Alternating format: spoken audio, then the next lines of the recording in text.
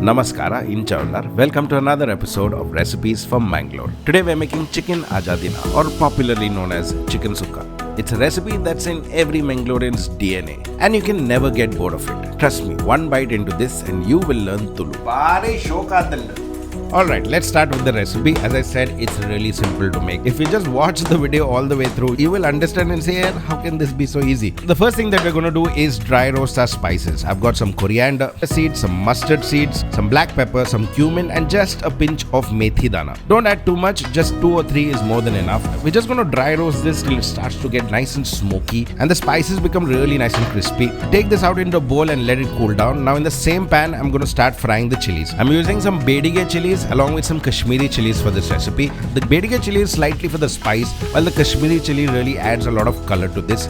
Just gonna dry roast this again on medium heat till the chilies just soften up completely, and then just take it off and place it on top of the spices that we had dry roasted. Let this completely cool down, and finally it's time to make the masala. So add all the spices and chilies to your mixer grinder. Into this I'm gonna add some roughly chopped onions along with a few cloves of garlic. Next we add the tamarind pulp which we had just soaked and kept, a little bit of turmeric powder, and then we're just gonna grind it. Add a little bit of water while you grind this. Remember, we're not going to get a nice and smooth paste. We want a slightly coarse paste. Make sure you don't see like large chunks of the chilies. It should all be like tiny particles. So in the mixer, it takes about 3 to 4 minutes of grinding for this to be possible. Once you have that, your masala is ready. If you're making like a chicken curry with this masala, it needs to be very fine. But for a chicken sukka, this consistency will work. Next component is the coconut mixture, which will help give it that texture that chicken sukka has. For this, we're just going to heat up oil in a pan. Next goes in some cumin seeds along with some curry leaves and finely chopped onions. The onions need to fry really well. Fry till you get a nice browning happening on the edges of the onions. And once you get that, I'm going to add the coconut to this.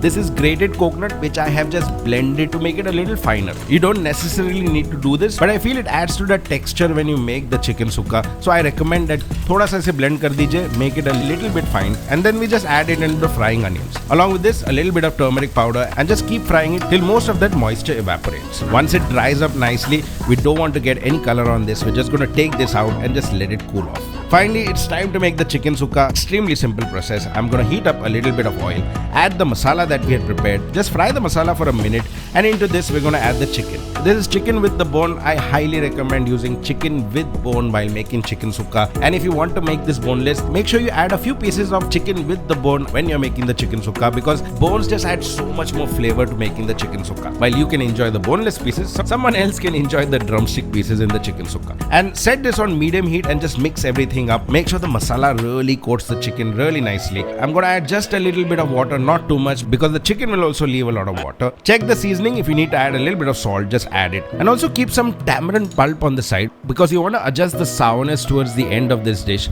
So I'm just keeping this on the side. I'll add it a little bit later. So once you add the water, mix it up and just cover it and just let this cook for 10 minutes. In 10 minutes, the chicken will leave a lot of water. I'm going to let this reduce, and once the gravy starts to thicken up a bit like this, it's time to add the coconut mixture that we had made. The coconut will absorb all that moisture, and it's still a little wet for a chicken sukka, so I'm just going to partially cover it and just let it dry off a bit. It takes another 5 to 6 minutes for this to happen, and eventually the masalas will thicken. You also want to see that oil separate from the chicken sukka, and it is just perfect. It's not a Michelin star recipe, but it is a ghar ka recipe. It's comfort food, and trust me, it will truly make you happy. And well, what do I eat this with? Nothing but crispy dosas. And just look at how beautiful that looks. I've shared a detailed recipe in the description for you guys to try. Do let me know what you think about this recipe in the comments below. And if you watched the video till here, don't forget to subscribe to the channel, hit that bell icon. Now I'm going to enjoy some chicken sukka, and I'll see you guys later.